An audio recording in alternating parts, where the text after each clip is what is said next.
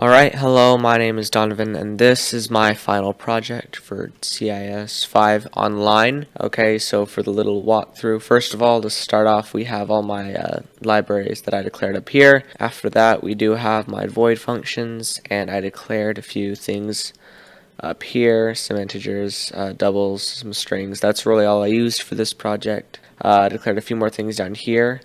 Don't pay attention to this yet. This is for color change later. I found out how to change the color of text. And then these are some delays, because I added delays in between cout statements. You'll see that later. And then just here is the player health. It's not a global constant. I didn't use any, but it's just at the top. After that, we have, this needs to include arrays of structs. So this is me declaring some of those. This is for the monsters, I guess the enemies later. So we have all the goblins, and then after that we have the weapons. So the wooden sword, the steel sword, the double blade axe, and the staff of souls. Those come in later. And after that, actually, we're going to scroll down to the void functions real fast, just so you can see those. So we have loading. Now later in the program, when I actually run it, it'll at some points it'll show like a loading and then like a dot, and that's what this is. The sleep function, that's a delay. This is just void welcome. I don't know why I did this, but it's here. After that is the game boot up, and so basically what it does is when I start the program, it kind of like boots up, kind of like an old like timey game, like it's like booting up, initializing startup sequence, and all that stuff. I just added that one kind of for fun.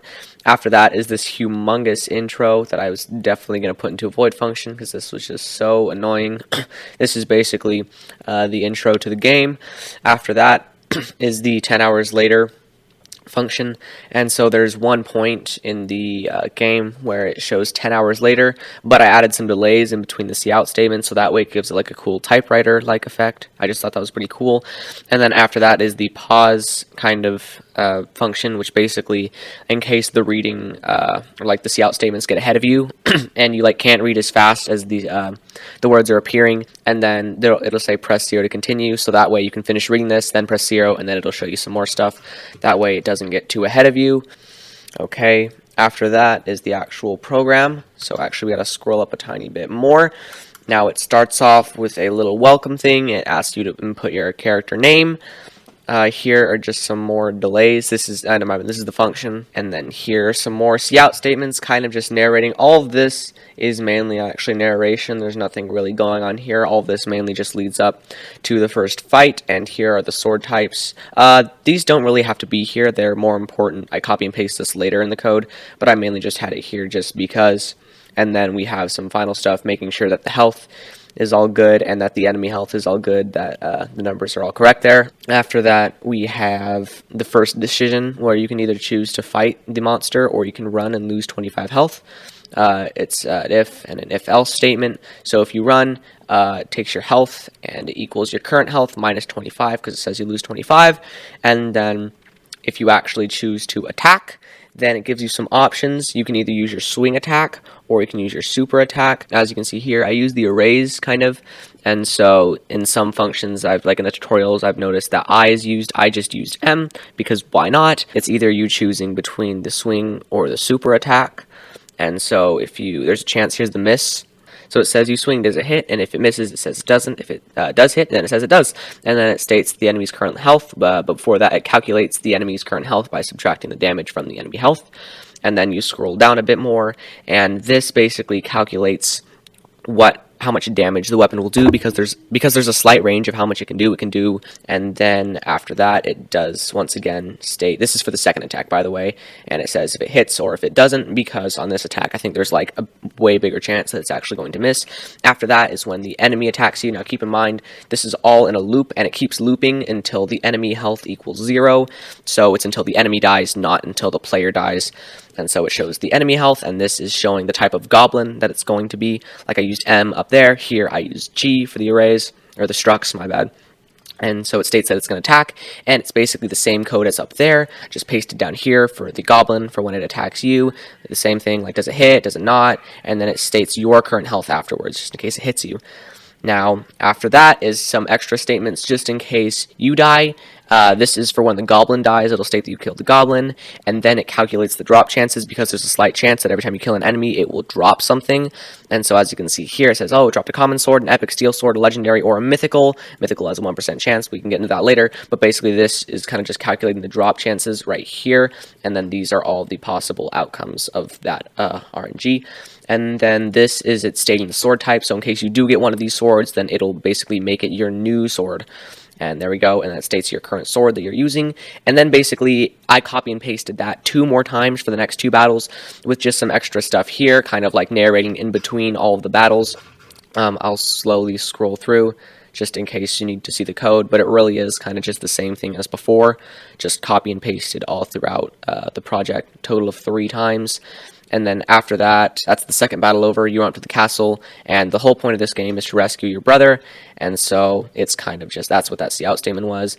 And then finally here are the other 2 endings, because if you, I know this has to have 3 endings, so one of the endings is if you die during the battles leading up to the final boss, then it'll state that you died. If the final boss kills you, if you die earlier, it'll say that you pass out because you hit 0 health. Actually, we're going to scroll down a bit more, here's just some more code. And then here are the other 2 endings. If the Goblin King kills you, the final boss, then you actually die and you end up in heaven. And the final ending is if you actually manage to defeat the final boss. Actually, that's a typo there. You actually kill the final boss and then you save your brother. And so just a quick run through of how that looks, because there's some stuff that can't be seen here. So like here's the boot up sequence, which I think is pretty cool. There's all the delays actually coming into play. So we're just going to enter my first name, Donnie. New game started, enjoy. So you wake up in a forest and it kind of just setting the scene as to where you are. Right now you're just in some sort of pine forest, and then Gandalf approach you, not Gandalf, and so he kind of just states that you're in a simulation. He explains all the rules to you, which is basically that you have to go and save your brother. You're probably going to encounter some goblins along the way. They get stronger the closer you get to the actual Goblin King, but he actually does give you a broken wooden sword, even though that sword literally sucks. And then after that, here's some of the text changes that I was talking about earlier, or the color changes. So this is yellow, and then there's some other colors depending on what type of weapon you get. And so here are the chances that you'll get a good weapon from other mobs. And then here's one of those press 0 to continues. He says some more stuff. He states that you can only have 100 health max, and it only goes down. There's no way to get it back, and that is true. There's no way to get back health in this game. There was a bug where I was regaining health, but I managed to fix, or regenning health. I managed to fix that bug, though. And then you walk around, you stare at the map, you keep walking and walking. You hike for 5 hours. It's almost nightfall, so you're basically just going to sleep here, and then you slowly begin to drift off, and then 10 hours later, that's what that long function was. Here's like the 10 hours later, ... That was just kind of something really fun to code. And so this is the start of the first battle. You can either fight it or run but lose 25 health. So the second battle is more important. So I'm actually just going to skip this one and lose 25 health. So we're going to choose number 2. You run for your life, you're at 75 health. So you carry on. At least you're definitely awake now.